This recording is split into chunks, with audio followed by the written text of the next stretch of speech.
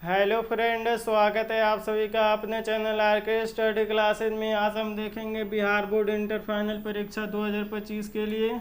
आज हम देखने वाले हैं 12th का इकोनॉमिक्स, इसका चैप्टर नंबर 2 देखेंगे। इसमें जितना ऑब्जेक्टिव क्वेश्चन बताएंगे उतना आपके पास फाइनल बोर्ड एग्जाम के लिए बहुत ज़्यादा इम्पोर्टेंट है। तो आप लोग मेरे प्यारे स्टूडेंट क्या कीजिएगा, आप लोग इस वीडियो को शुरू से लेकर अंत तक देखिएगा, एक भी प्रश्न को स्किप मत कीजिएगा। और आप लोग चैनल पे पहली बार आए तो चैनल को सब्सक्राइब कर लीजिए और बेल आइकन को ऑल पे दबा दीजिए ताकि आने वाला सभी वीडियो का नोटिफिकेशन आप तक पहुंचता रहे। और आप लोग इस वीडियो को शुरू से लेकर अंत तक देखिएगा, एक भी प्रश्न को स्किप मत कीजिएगा। तो चलते हैं, बिना कुछ देरी के क्लास को स्टार्ट करते हैं। चलते हैं पहले नंबर प्रश्न पे।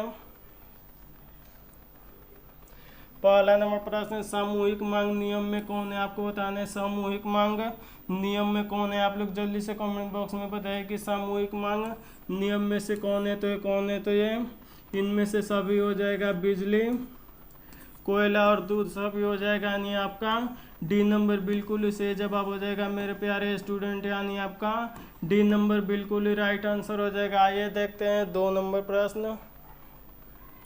2 नंबर प्रश्न है, मांग को प्रभावित करने वाली निम्नलिखित में से कौन है? आपको बताना है मांग को प्रभावित करने वाली निम्नलिखित में से कौन है। आप लोग जल्दी से कमेंट बॉक्स में बताइए कि मांग को प्रभावित करने वाली निम्नलिखित में से कौन है। तो ये कौन है? तो ये सभी हो जाएगा। आय में परिवर्तन भी होता है, उपभोक्ता में रुचि भी होता है, यानी कीमत में भी होता है, यानी आपका डी नंबर बिल्कुल ही राइट आंसर हो जाएगा मेरे प्यारे स्टूडेंट। आइए देखते हैं 3 नंबर प्रश्न।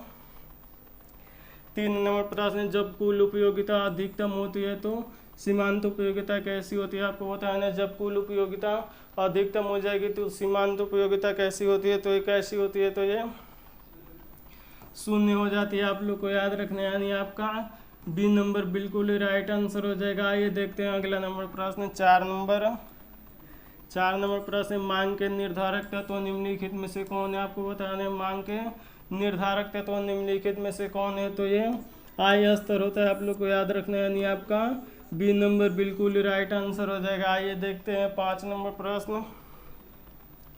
5 नंबर प्रश्न, मांग के लिए आवश्यक है। आपको बताना है मांग के लिए क्या आवश्यक है। आप लोग जल्दी से कमेंट बॉक्स में बताइए मेरे प्यारे स्टूडेंट की मांग के लिए क्या आवश्यकता है। तो क्या आवश्यकता है? तो ये साधन हो जाएगा। आप लोग को याद रखना है, यानी आपका बी नंबर बिल्कुल ही सही जवाब हो जाएगा। आइए देखते हैं 6 नंबर प्रश्न।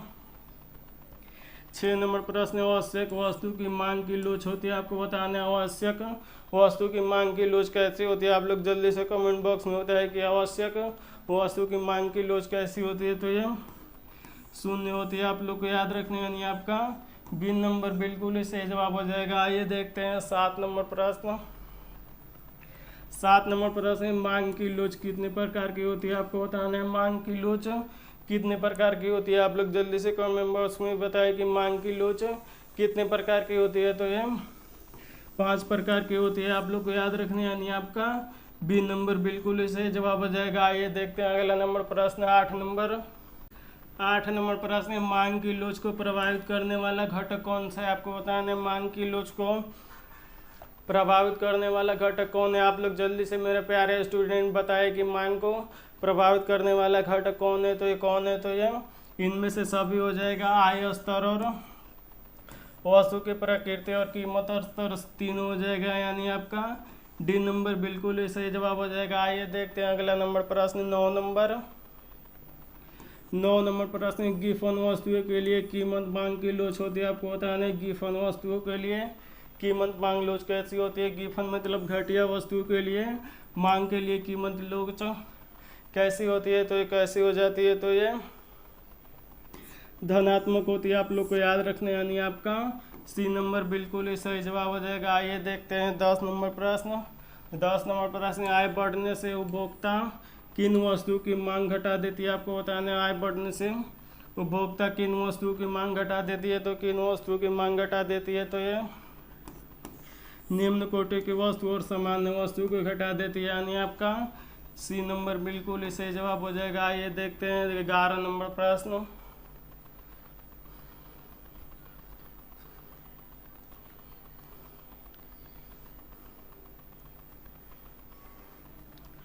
11 नंबर प्रश्न है, विलासिता वस्तु के मूल्य मांग की लोच ई बराबर कैसी होती है? आपको बताना है विलासिता वस्तु के मांग की लोच कैसी होती है। तो कैसे हो जाती है? तो ये ई बराबर 1 के करीब होती है। आप लोग को याद रखना, यानी आपका डी नंबर बिल्कुल ही सही जवाब हो जाएगा। आइए देखते हैं अगला नंबर प्रश्न 12 नंबर प्रश्न है, किस वस्तु की कीमत बढ़ेगी तो उसके स्थापनागत वस्तु की मांग बढ़ेगी? आपको बताना है किस वस्तु की कीमत बढ़ेगी तो उसके स्थापनागत वस्तु की मांग क्या होगी? तो ये बढ़ जाएगी। आप लोग को याद रखना, यानी आपका ए नंबर बिल्कुल ही सही जवाब हो जाएगा। आइए देखते हैं 13 नंबर प्रश्न।